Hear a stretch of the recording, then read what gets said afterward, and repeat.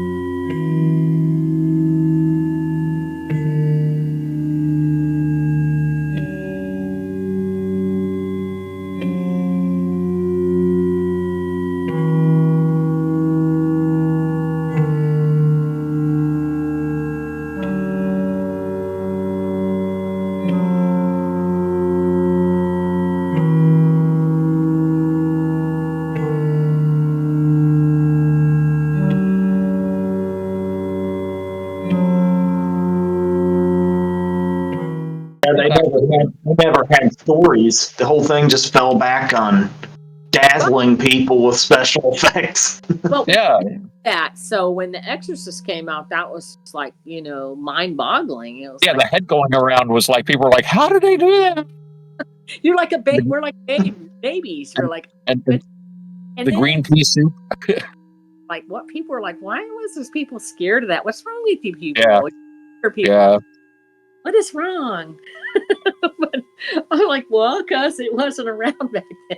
You remember Roger Corman? He'd made some great movies like Bucket of Blood and Faster Pussycat Kill Kill and all those great The Porn Merchant.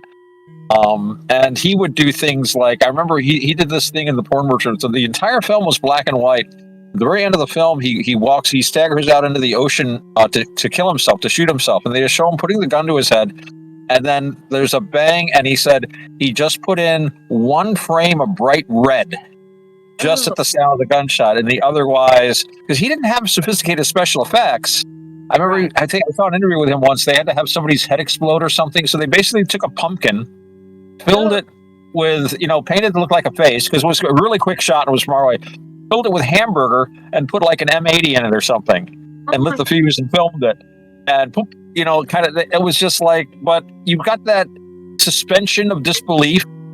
You don't expect these special effects to be really excellent, but you could still shock people, do a little something different and odd, like that red thing. Everything's gray. Everything's gray. You're watching a thing. He's finally at the end. And then boom, when he shoots himself, you've got that flash of red suddenly. You don't always see it if you see like the reruns. I think they sometimes just show it completely in black and white. But in the original film, there's a red. You can get that version sometimes. So it puts it in your head. It's crazy. Yeah. Yeah.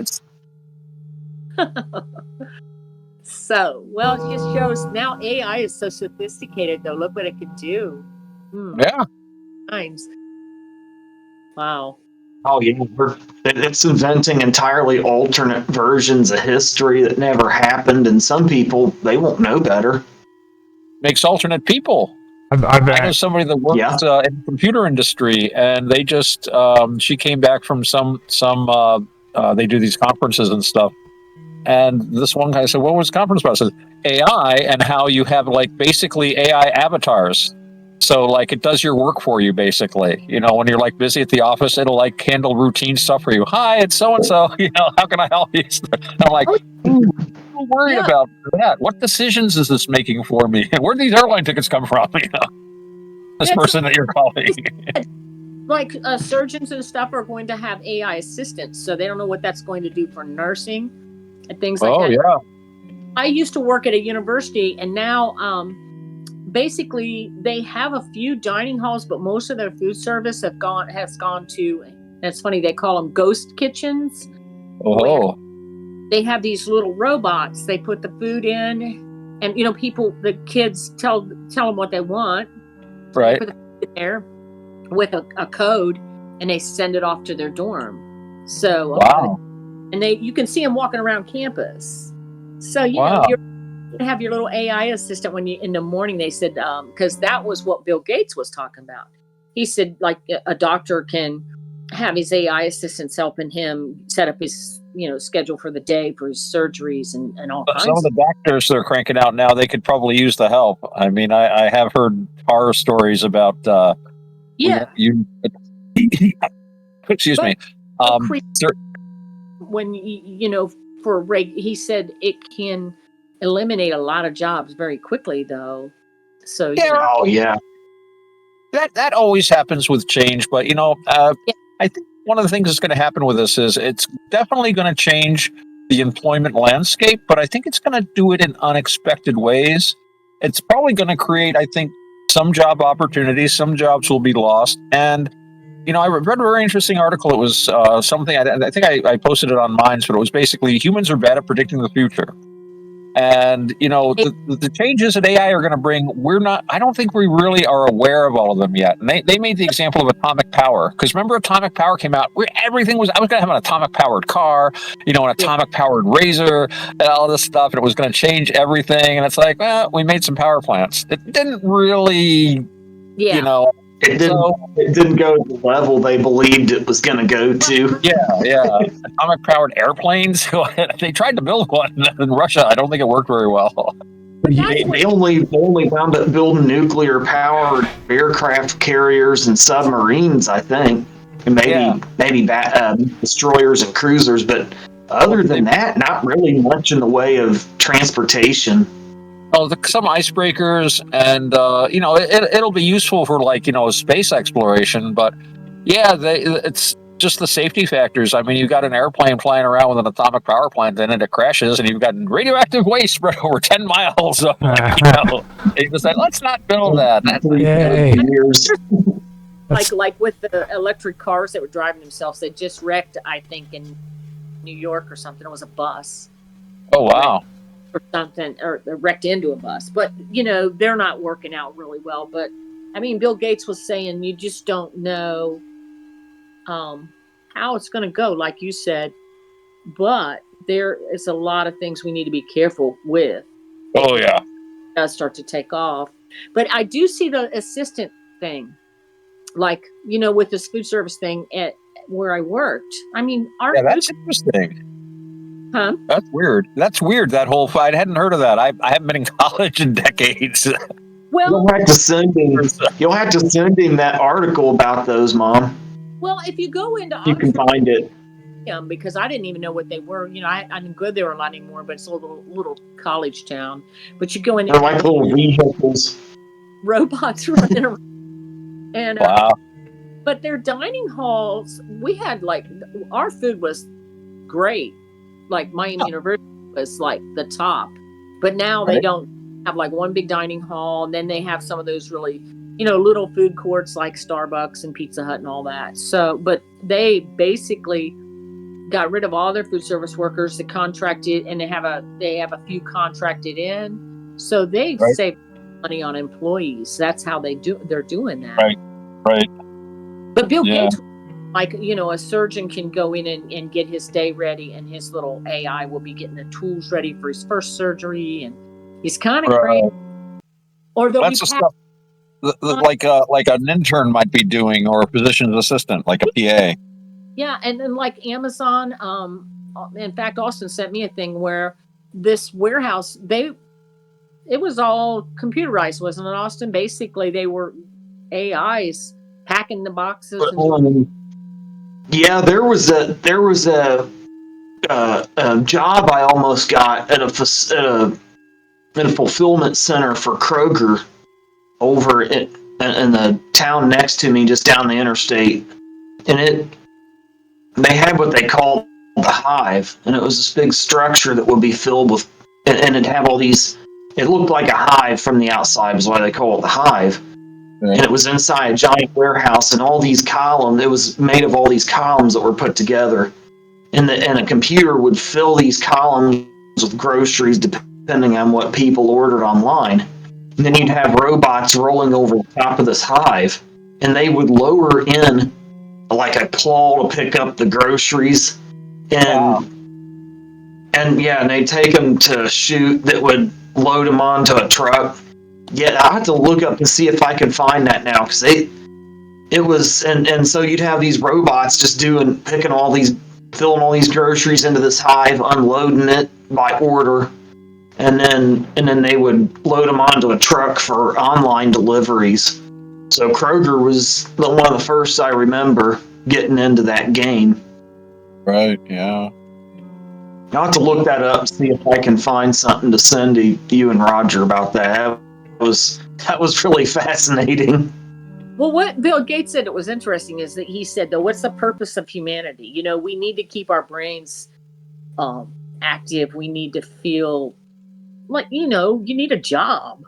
So Right. it's taking our jobs away. What's it doing to our brains? It's already doing something to us socially, where I find it ironic they call it social media, because actually it keeps you from being social, I think. Right. You're socializing, but with who? I mean, you're just throwing stuff out there sometimes. Yeah, you're sitting in front of a screen and you're trading words. It's a word exercise, which is great. But I always compare it to like letter writing. And back in the day, we'd have these great correspondences. You'd sit there and write to your friend across the water, and it would take years. And like Voltaire had thousands of letters, that he wrote. Yeah. So it's the same function, though. It's just a lot faster, but it's words. It lacks that in person. With other people, we communicate with so much more than simply words. There's gestures, there's electromagnetic fields, pheromones, little gestures, remarks. And I just came from band practice today, and when we do that, it's like 6 guys get together. I mean, we're not playing out, or it's just like a recreational thing. Smartphones don't come out. We sit and we talk to each other. What's been going on? What's going on in the news? We make jokes. We laugh. Tell war stories, and we play music. And the only time a smartphone comes out is if we're trying to figure out a song, and Chuck will say, "Oh, wait a minute, let me play it for you," and then he'll find it on YouTube and play it for us to listen to. But when we're hanging out, it's not like 6 guys staring at their screens. Of course, we're all older. I mean, the youngest guy there is in his mid-30s probably, and then everybody else is like in their 50s and stuff. Then they come to me. I'm going to be 61 next month.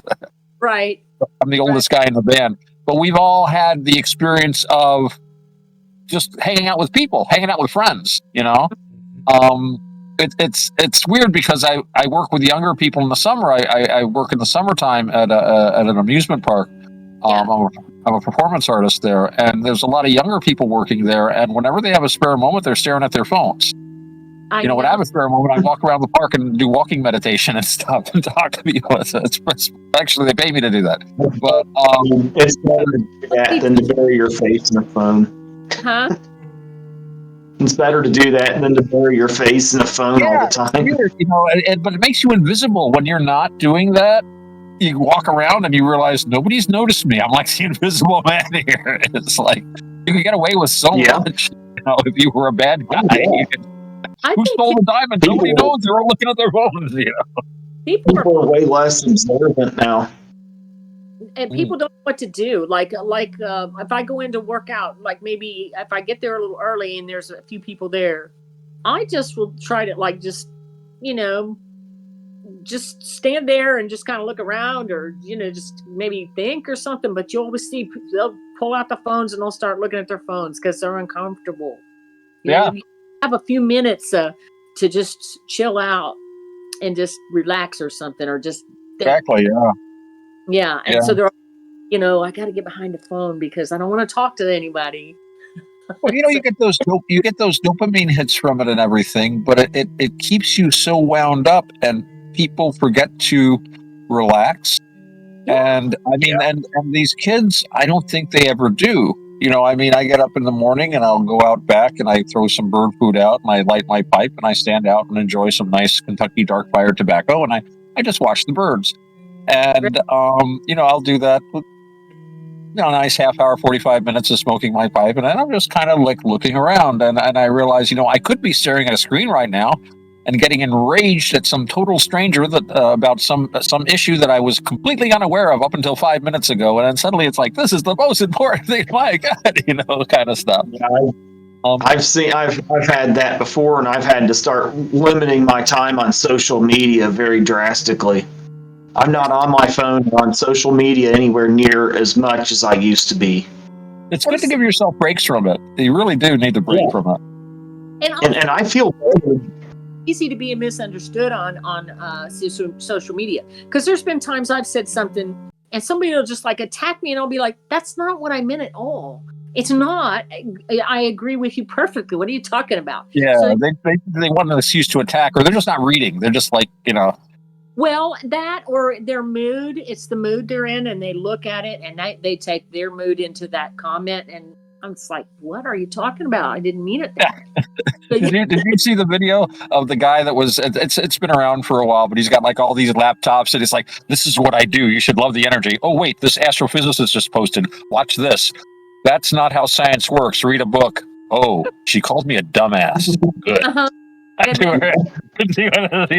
like, oh, all caps. Excellent. The energy is wonderful from this. It's like, geez. It's just words on a screen, man. Don't get upset. Oh, I'm totally dominating these people in my keyboard war. And people are vicious on there. Either they don't know you. Yeah, it's anonymous, and they can they're in a bad mood, so they can just go out and take it out on the net, four-letter words, whatever. It's really serious for kids in school and stuff. And I'm glad that my kids are older, because they were just we were just starting to get cell phones when they were in high school. But right. Now you see these poor teenagers, they'll get picked on. It's their whole world, and everything falls apart, and it's serious stuff, and there's people out there, predators. It's just, yeah. Well, it gets back to what you were saying about actually interacting with people, because we have so many things that are innate in us about how to relate to other people and what we take seriously and not. So when we go into this internet world, and complete strangers can completely tear a kid apart. And it's like, and you try to tell them it's just some words on a screen. This isn't a real friend. I mean, I was upset about that. I'm not on Facebook anymore, but I was for a while at this job I had. We had like Facebook. So I go on Facebook, and I think friends, like my friends are people that I've known for years and years, work with, can trust.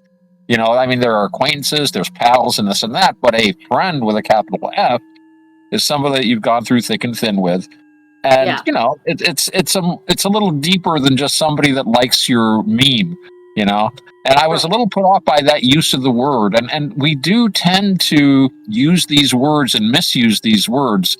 Friend, what does friend mean anymore? What does love mean anymore? Right. One of the worst. But and then they think that maybe AIs can get in and start putting suggestions into kids' heads about. Oh yeah. Well, they do. I mean, they've done some studies on AIs, and they all tend to be left-wing to one degree or another. And I said in the comments, I saw a thing where most of where AI, when you ask AI a question, they're saying that it scrapes most of its information from like Reddit and Wikipedia. So it's like, so that explains why it's wrong most of the time.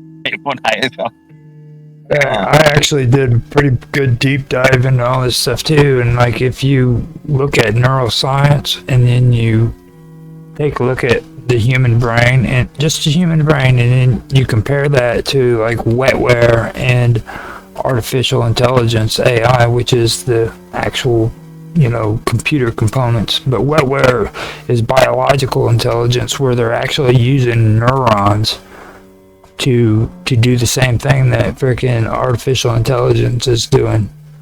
They're able to grow neurons out of a freaking petri dish and and then teach them how to play video games. They can play Pong now on their own. Well, but biological technology is not a new idea, and it does have a lot of potential. It would probably be a lot more resilient for I'm thinking like a deep space mission. If you were sending like a probe like way out to the edge of the solar system or another star or something, if you had a biological system that could grow and repair itself, instead of like the solder came loose or whatever, it'd be like, there was an injury, but the cells are regrowing, just like we repair ourselves. So there'd be a lot of potential for that now that you think about it. That could be good. Yeah. You'd be able to go way further out in space with it. Over a way longer. And it would probably be a lot more, we're imitating the brain with these computers, so why wouldn't we try to get as close to it as possible with the same, hardware or wetware in this case? Right. So I mean, if the electrochemical brain connections work real well, no reason we shouldn't use them if we can. No. But I don't know. I saw a thing the other day. It was interesting. A person said they didn't believe in paranormal stuff at all or spiritual stuff because with all the technology we have now, that we should be able to prove that there are spirits and things like that exist as well. Like, I guess. That depends on what you want to look at as proof. I actually am reading all these articles. A really interesting article by this physician. He was a doctor, and he said that science has now gotten to the point where we have to recognize the existence of a soul. And he said that there's a lot of stuff in hard science that seems to point to this, and that they're really, really unwilling to look at it too close. But he points out things like, stuff that we've all heard, like, for example, the,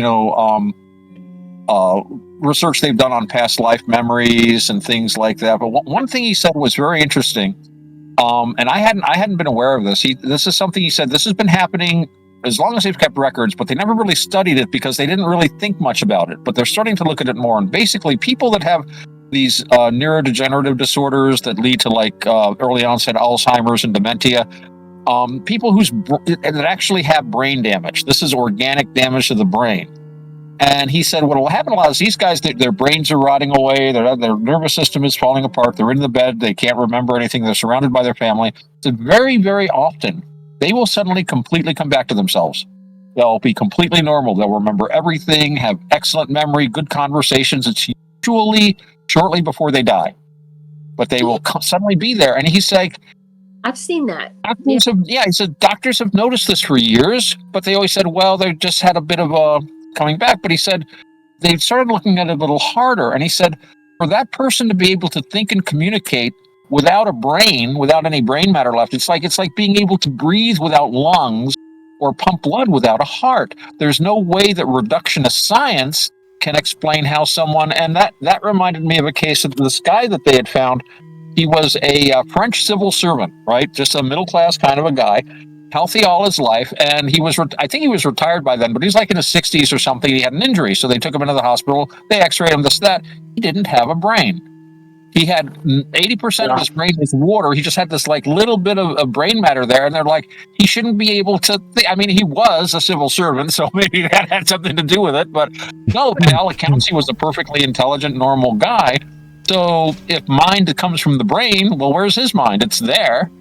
So that supports the idea that the brain is more of an antenna. Yeah. It doesn't create it, but it receives, the consciousness is non-local, is how they usually put it. And this doctor was saying, science has to recognize that more and more evidence is piling up that consciousness is simply non-local. You can't keep saying, oh, they're lying or they're mistaken, which is usually what they say. Oh, you couldn't be right because it goes against my paradigm. No. And if there's evidence, then he's lying. He's lying. Can I cut in on that too? Because this is something that I've actually been talking about. When it comes to this, now there's a guy that me and Otto, we hang out with it. I call him Minds Gaming, but everybody calls him Mike. Okay, he just started talking about. He actually wrote a few books about quantum mechanics, and I've been doing my research into the stuff too. And when it comes to why they say this stuff, and I find this completely insane. But the reason why they don't want to take consciousness, the research on consciousness seriously, is because the brain is biological. Their mentality is this: they think that like doing mathematics and research on black holes is universal because it's not connected to biological systems, and that makes it local. I was talking to Mike the other day, and I'm like, what are they talking about? Because like gray matter in the brain is way more. They would get more information from gray matter within the thalamus than what they would by doing mathematical equations about a black hole that they have absolutely no physical evidence of. You know what I mean? Like all the stuff you hear about black holes, they've never visually seen any of that. They're theoretical. Their whole existence is theoretical. I don't believe they exist personally. I don't think there's any good evidence for black holes. You know, they have mathematical equations, and that's it. You know, You can observe things in the sky that you can interpret as a black hole, but really, you just got an X-ray source. There are a lot of other things that could be X-ray sources. And I mean, to my mind, and I'm not a physicist, but when your physics starts relying on, imaginary numbers and describing physical situations that are basically impossible, that isn't science anymore. That's like witchcraft. It's like saying, well, the basis of science is the idea that the laws of physics that we observe are the same through all space and time. Physics here is going to be the same as physics in New Zealand, or physics on Mars, or physics on a small planet orbiting Betelgeuse or something.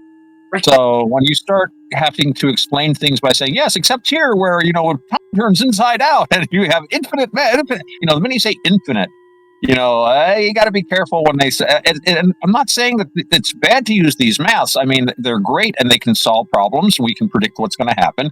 I mean, you need to do this, but try to take it and push too much of it into the physical world. I mean, math is a wonderful thing, but it can't replace common sense. You can prove mathematically that honeybees cannot fly.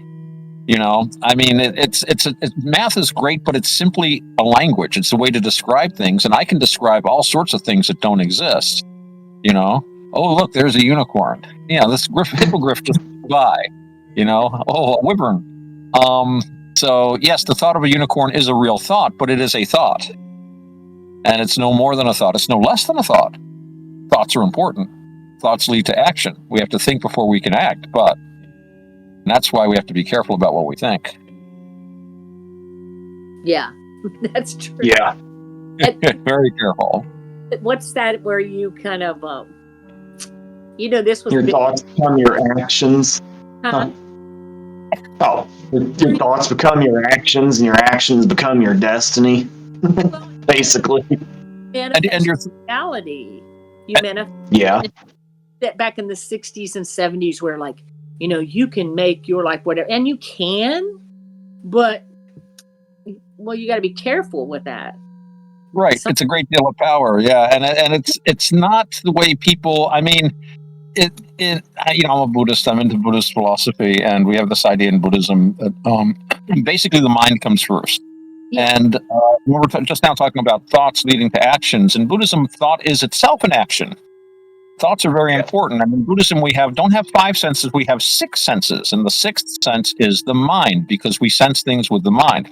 And we accept the idea that we can't know ultimate reality, because everything we know is the creation of our brains, right? We have these electromagnetic fields impact on our eyes and ears and everything in our skin, and we translate that into this world. And we can agree, you and I and everyone here, so if I hold up, I was talking about this with Mark Edworthy, a Zippo lighter, and I say, this is a Zippo, and he says, yes, so we can build civilizations and build cars and stuff like that.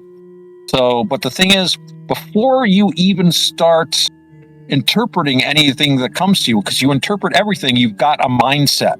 You've got like a grid to make order from the chaos that's coming in. So if you can change that grid, which is what Buddhism is about, and a lot of these schools of enlightenment and awakening has to do with controlling your mind rather than trying to control the stuff around you. And yes, then the world does change, quote unquote, and you can make yourself something different. But it doesn't mean that you're going to suddenly transform into another being. You're not going to change basic biological facts about yourself. You're going to be changing your mind. And from a Buddhist perspective, the mind is much more important than the body, because the mind is going to outlive the body. And you want to make sure that, that the mind is going to be going somewhere good, put it that way. Mm-hmm. There's a great quote from the Buddha when he said, what was it? Nothing that nobody else says or does to you can send you to hell. Right. That's in your court. That's it. Yeah, that is. One of the interesting things I read when I read the Tibetan Book of the Dead was it said everything is mind. Mm-hmm. That's one way to put it. The Tibetans got a little weird with their Buddhism. Don't get me going about that.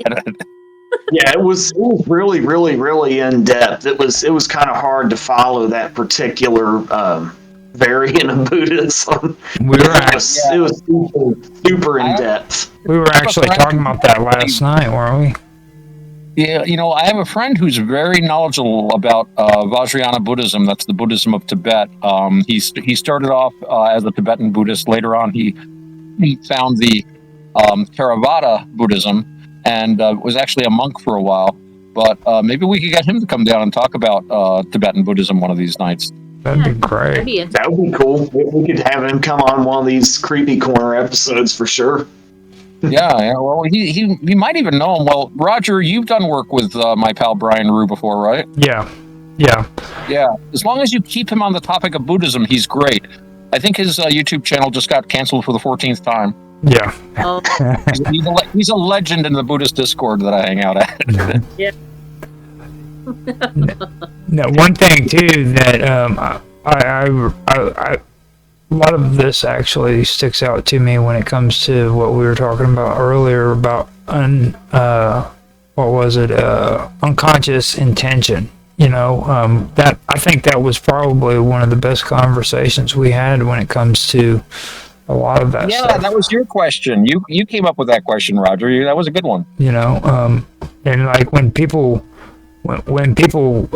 talk about things like this, you know what I mean? It's like you have to look at coherence and intentions, okay? And you have to look at it like that. And then like especially like tonight is supposed to be creepy, and it's supposed to be about Christmas, I guess. So the best way I could say unconscious intentions would be like in the Bible. I mentioned this to Otto the other night with Legion, where it says that Jesus went up into the graveyard and the guy was possessed by 1,000 demons, and it said, "I'm Legion and we are many." Now, if you remember, he cast those demons out into the swine, and they went down into the water and drowned themselves. Okay, Yeah. And Yeah, I remember that story. And that was fascinating. Yeah, and we had a conversation last night about intention, and it just opened up a whole bunch. I mean, it was a really, really good conversation. When we, it did kind of relate to that whole Legion thing, because when we were talking about like intentions and how, because one of your questions was, can you have subconscious intentions? And it's like, we have so many different people in us. Really, we're a committee. You're one person when you're at work. I mean, it's pretty obvious when you think about it. You have a different head on when you're talking to like employees or employers, different head with your family, different head with a stranger or with a friend. So, and there's hundreds, thousands of us. There's the little kid who wants that bloody ice cream and never got it 50 years ago and is going to get it, and then there's the wise, it's everything's calm, everything's cool, kind of guy. And then there's the like, hey, I had no idea. You get all the. I once sat down and I wrote down all the different me's I could come up with, and I came up with like, I don't know, a couple of dozen different things I am. Bloody angry, happy boy, this that. So with my music, I'm a one-man band. yeah, exactly, and all these different selves have their own little agendas, and they're very sneaky. They're very sneaky, so you can have an intention. While we were talking last night, I was using it, talking about quitting alcohol, for example. And it's like, well, your conscious wise self says, I'm going to cut back on my drinking. I'm not going to drink anymore. And then you find, why did I drive past the liquor store? Mm-hmm. Oh, it's on sale. Just because there's part of you that's like, I want a bloody drink. I want to get a bottle of port. Right. That deal. So you got to be, you can't let these other selves sit in your control chair. One good metaphor is you've got one chair in your house. You need to sit in it, because the minute you let any of these other characters sit in it, it's like you're hitchhiking and there's somebody driving along and they say, "Want to get it?" Yeah, sure. By the way, who are you? Where are you going? Why are the police chasing us? I don't know how to use this gun. What? You have no idea. And if you're not in your chair, if you're not in the driver's seat, you have no idea where you're going. And it always starts fun. And that's what gets me about this stuff. In my own experience, like I'll be there and I'm very aware and I'm in the moment. Like, well, think about this. This is fun. This is nice. This will be pleasant. And then it twists right around to something dark, because part of you wants to be angry or sad. People love to be sad. I play music. There is an entire industry built around the country music industry.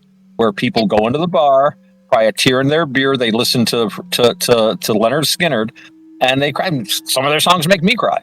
You know, it's and people deliberately they want to. Aristotle said, what is it? Drama should excite pity and terror in the audience. And we were talking about scary stuff tonight. People like scary movies, sad movies. They like these emotions. We enjoy sitting in a pool of self pity sometimes. I mean, we don't, but part of us. And actually, that's a creepy concept. I don't know who it was. Somebody like Phil Collins, actually. I think it was him. I wouldn't be quoted on that, but it was somebody like he said, like with Michael Jackson, if you look at his best hits, there's always like a hint of paranormal and mystery in a song, and those always become big hits, like Thriller, because they like that. That's an old link between rock and roll music and paranormal, and you get guys like, what was it, Robert Johnson, who went to the crossroads at midnight, where a dark man comes, he tunes your guitar for you, and suddenly you get to be to become a better blues guitarist because he sucked before. So there's because it was in the air tonight, and they said, why do you think his song is such a popular song? And he said, well, it's because it's kind of mysterious and people love that, and also it can be about love, and they love that. And he said it's got all the elements, but he said a lot of your songs, and I got to thinking about that, a lot of songs that are big hits have that little bit of mysterious paranormal feel to them. And he said that it lets you project too your own experience. I'm thinking, I suddenly thought of Hotel California. Really mysterious. What do some of those lyrics mean? It's kind of like, and song. Exactly. With in the air tonight, nobody really ever knew what that song was about, and I still don't really know. Like he said it wasn't about, like, people thought it was about a bad breakup or something, or somebody like broke up with somebody. I don't know, but he said, I don't even know what he said, but nobody really knows what it's about. So. Well, you don't really want to know, because you get to project your own. That's just like this happened to me or that. I remember, the song "Tuesday's Gone," the Leonard Skinner song. Mm-hmm. Beautiful song, and people cry in the concerts, and it's a gorgeous song. And when they asked him finally, like, what was that about? He said it was about getting a record contract. The whole thing was about, well, we've been playing out in bars and stuff. Now we signed for this Warner Brothers or whoever, and now we have to get to work. We have to go in the studio every day and da-da-da-da. So all that Tuesday's gone. We don't get to play out at the bar anymore and just have fun. And it was all about business, basically. Like, so many people, like, it's a breakup and this and that. And oh, my God. And it's just like happened to me. And I want to give me a beer. It kind of ruins it for them when they know what the band wrote the song about, too. Sometimes you don't want to. Well, these guys are surrounded by experts too. You got to remember that. Like they know what to put in their music that's catchy and it's gonna catch the attention of people. You know what I mean? Like musicians, everybody makes them out like they're just a bunch of partiers and stuff. But when it comes to writing music, man, they know what they're doing. They might be partiers, but they know what they're doing. We have production support. Song I heard, I remember when I was young and working, one of the students told me, he's like, that song is about a woman that was raped and her boyfriend found the guy that did it and he was drowning and he wouldn't save him. So that was a big thing, I remember. Wow.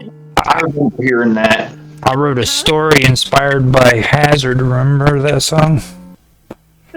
Hazard? Yep.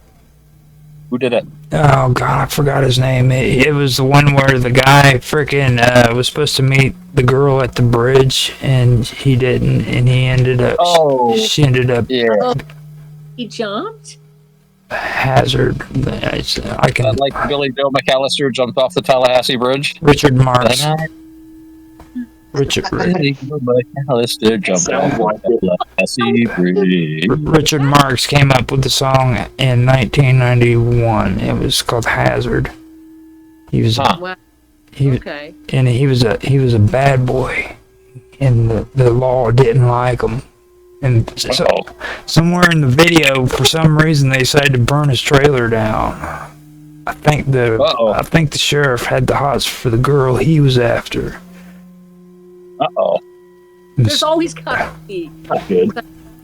love triangle or something going on. Some creepy stuff going on where that dirty sheriff, jealous of this good looking stranger coming into town, and I mean it's what I mean. It's all like a motif. Everybody loves that stuff, and they just eat it up. Sounds like "Friend of the Devil," the Grateful Dead song we played. So what do you think? Reminds me of it. What do you guys think about manifesting? Or not, I don't even know if you manifest it, because I do believe there are spirits and demons and stuff. When you play the board, like a Ouija boards and things like that, you're manifesting something, right? I've never approved of Ouija boards myself. I mean, I've used Ouija boards. They can be a fun little parlor game. Right. And I think a lot of the time it's just, you can explain it by unconscious impulses. But if I studied occultism for a while, and if you're going to be operating in that paradigm of powers and principalities of unseen things, and there's a lot of unseen things, you don't just open yourself up to anything. With a Ouija board, you're just saying, hey, here I am, come get me. You wouldn't do that on a street. Anything you do in the occult world, should have the same common sense and stability as you do in the regular world. That's the trouble with occultism. People get involved in it, and they're not usually very stable, and you can get all kinds of wacky stuff. So like in a Ouija board, I mean, if you're going to do that sort of thing, you need to have a protective sphere. You need to have a certain ceremony. You need to be a good psychonaut. And the only people with any kind of real discipline at this sort of thing are some, but not nearly all, people experimenting with psychedelics. And when the psychedelic revolution started, they did hook into a lot of occultism because the earlier occultists were the earlier drug people. Aleister Crowley was experimenting with mescaline right when it was invented. Magic mushrooms, stuff like that. These were all known, but they were secret because it was felt that it wasn't really good for people to have access to this stuff indiscriminately. And I think there are good arguments about that. There's been some people, it's made them absolutely crazier than that shit. Yeah, and you got, and they're legalizing mushrooms, and they've legalized weed, and just with the weed, I don't know. I'm talking to some of my friends, and it used to be if you smoked pot, you had to be careful. You had to know the right people. You had to have a certain amount of. And now kids just go into the store the minute they turn 18 or whatever, and they're smoking this. They have no idea of how to cope with it. And Right. listen to me, I'm old, aren't I? When I was 40 years old, you got to turn it all down. When you get older, you start seeing how delicate our society really is in many ways, and I kind of like our society because, at least in as much as I can live in my house and I don't have to stand outside with a gun all night to protect it. Or, I used to think it'd be, as a kid, I'd be great living in a post-apocalyptic Mad Max world, wake up every day on the dirt with an AK-47 and fight my way to what's left of the grocery store. It's like, I'm old now, man. I don't want to do that. That's how I used to think. Hold on now. You know how I feel. I would love to have a post-apocalyptic world, dude. I would be like that's cool if you're the king of it or something, and you've got but if you're just one of the guys growing it, I watched Mad Max. I'm like, where are they getting their food from? Who's growing the food? They're all yeah, I know. That always struck me as one of those crazy prepper guys. I should be a prepper, but I'm just too damn lazy. I'm too damn lazy. Lazy man's guide to prepping. Like, you actually have to get up and do stuff when you're a prepper, and I couldn't do that. Yeah. You know what I mean? You have to grow a garden. Well, you have to go hunting. You have to fish. I tried to grow a garden. I should be growing vegetables in my backyard instead of a bloody maple tree that's roots. I don't want to be going about that. I tried to grow a garden. I tried to grow a garden and freaking all the animals in the neighborhood moved in on it, started destroying it. I was like, man, are you serious? So now I gotta fight off the neighborhood freaking creatures. That's protein, man. You know. Yeah.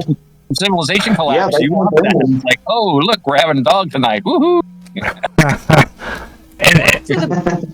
Back to the boards. If you have to call in a circle protection, then why would you feel like you should use something like that? Because if you open, Well, that's it. Yeah. Right. Okay. I mean, I can give you I guys. think you're opening yourself up to influences without preparation for them. I can And if get. you are going through that preparation, you're not going to waste your time with a Ouija board. I mean, you could. Yeah. But I would just say you got to be very careful when you're skinny dipping in the paranormal. I can give you guys a little feedback on that if you want to hear it, because I have been doing a little bit of research into that. It's but with magic, okay, and I've had to get into like the sex magic, because believe it or not, a lot of the magic people call magic today is actually all rooted in sex magic. Yeah, never let that cat out of the bag. I die. But like chastity, okay. You hear the word chastity and you just think, that's to hold yourself back from having, sex, right? But really, yeah. But the thing of it is, it's also chastising. Okay, and with magic, that's what they do when they do these incantations. They chastise the spirits to show them that they are the ones who are in command. So if you're going in and you're doing a Ouija board, or you're doing incantations or summoning spirits and stuff like that, you have to have freaking this command. You have to have this kind of attitude when you do these, when you chastise these spirits with your incantations, to where they understand you're in control. Because if you're not, then that entity is got control over you. But that's a big part of it. You have to be in charge, and so many people that go skinny dipping in this sort of thing, they believe anything they're told. Right. And you can't believe anything you're told in the unseen world any more than you can believe anything you're told in the seen world. It's a common sense and power and control. And you're absolutely on target there, Roger. I would agree entirely with that. I keep forgetting her name. I always talk to you about her all the time, Otto. She's the Greek goddess. She was the Xena? No, she Minerva? Not Xena. Eris Discordia? No, she was the daughter of Kronos, I believe. Oh, okay. When he was castrated, or was that freaking Anus? Or Kronos did get castrated. Uranus got castrated too. Yeah. She was the one who fell to, or the blood fell into the water after he was castrated, and she was. Yes, Aphrodite. Yeah. The foam, like the foam was like the sperm, and the blood was like the womb, and then Venus on the half shell. All right, Aphrodite is where all of this starts. So when you hear stories about like John Locke, or not John Locke, but John, he's the one who spoke to angels. John Dee. John Dee. Okay. Yeah. They always say that he spoke to angels, but I personally feel that he was actually speaking to the good daemon. And the good daemon would be the equivalent of like Cupid. When you, in Christianity, they have Cupid that shoots you with the arrow. Yeah. Right. That's actually a good daemon that was incorporated into the Christian religion. And I personally feel that John Dee was actually speaking to good daemons rather than angels. If you guys know anything about that. He was an interesting guy. One thing that came out about Dee, which I thought was very interesting, was that he was an intelligence agent. Sent out by Elizabeth to like all the European courts. They were trying to get like a Protestant kind of group together to fight the Habsburgs, the Catholics and stuff. And his magical diaries, which have all these communications with spirits and stuff, it is thought in some circles that they might actually contain a very sophisticated code, giving like dispositions of troops, diplomatic information and stuff like that. There was a guy by the name of Tritamius, and he wrote a book on what they used to call back then steganography, and basically ciphers and codes and stuff. And he wrote these 3 books on it, and the third book was all about how to send messages in war, and the third book was all about how to get angels and demons to send your messages so that the enemy cannot. And there are all these different complicated formula. Well, they all suspected that this thing was simply a code. They didn't solve it, I think, until like some guy from the NSA in 1980s or something finally broke this thing. It's like a 600-year-old book. And when they translated it, it was all about, this is how you write a letter, which looks like a regular letter about any subject, but really you've got this message in it. And it could be that Dee's magical book, just like Tritamius's magical book, was in fact hidden like military and diplomatic information in it. No one's ever really approached his work from that perspective, but there could be many layers of this. And that's not to say that he certainly was going through these occult experiments. He was like trying to make contact and stuff, but there could also be a deeper layer of international intrigue and espionage. And of course, occultists have always been associated with intelligence agents. Crowley was involved with British intelligence. He was the one that advised them on interrogating Rudolf Hess. They started feeding him mescaline while he was in prison during the war to try to break him. That was on Crowley's suggestion. Feed him some of this stuff. And so that's a very old connection. John Dee's number, by the way, was 007. That was his reporting number, which is interesting. Well, they got the James Bond thing from the 1500s, 16th century James Bond. Yeah, they go clear back that far. There are some people so far ahead of their time in their thinking, it's unreal. Just amazing. Oh, yeah. Absolutely incredible. Right. Oh, my goodness. It's almost 10 o'clock. I might have to bail out here pretty soon, guys. Yeah. We're going to wrap it up here soon, I think. Yeah. So, But thanks for inviting me on. I had a great time. Yeah. It was great. Otto, come back anytime, man. Well, we can talk about magic. Sex magic is an interesting. I dabbled in occultism myself for many years, and have something of a background in this. So, okay, I will say one of the things that got me about occultism, and I applied myself to it very rigorously for a while. And one of the things I discovered about it is that it does work. And that kind of made me stop, because it's like, I don't know well enough what I want. Say I want this, so I do something, and then I get this, and then I have it, and suddenly, oh wow, I've got this now. This isn't what I expected, but I have to have it now.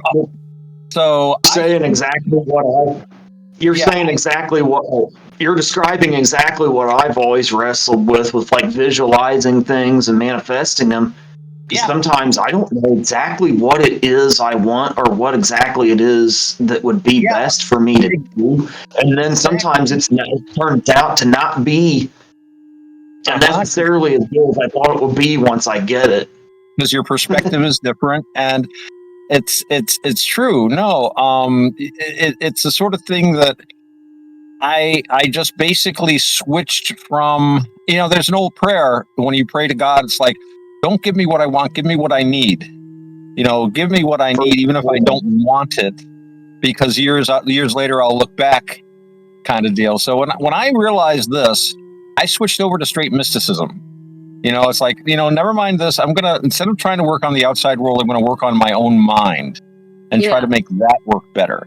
And then I don't have to worry about all this stuff. Like I want to be with this person. I want to do this. I want to have that. And then you get it, and it's like, oh, this was not, Oh,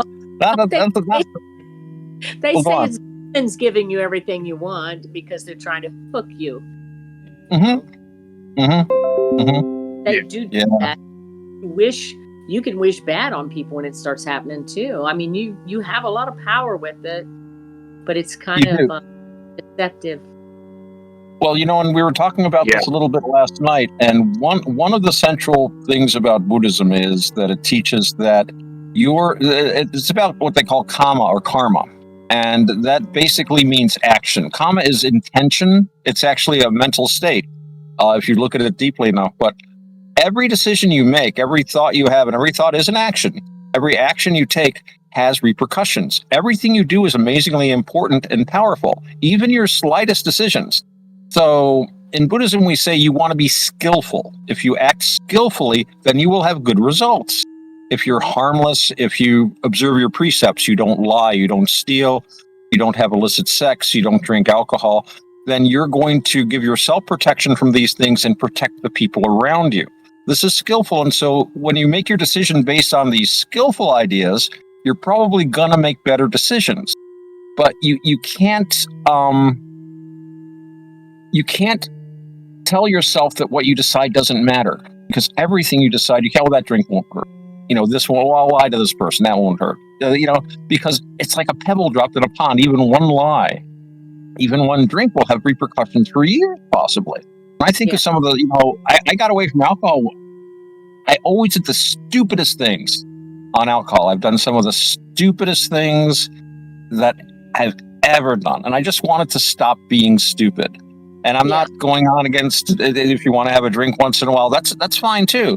Just for me personally, I didn't want to drop that pebble in the pond anymore. And and it's helped my life. I don't know if it would help everybody's life. Right. But our actions are amazingly powerful. And that's something we don't want to hear. We don't want to have that responsibility.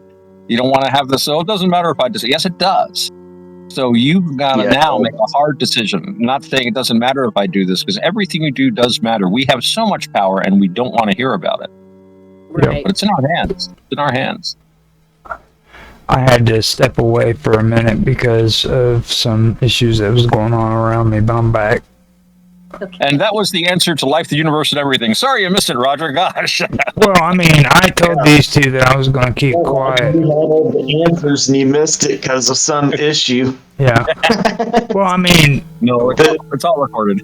I was going to be quiet until Otto came on here, and like he gets me fired up. I mean, I don't know about you two, but like he says some great stuff, and I just start getting all fired up and want to talk. Yeah, Otto's interesting as hell. Definitely. Thank you.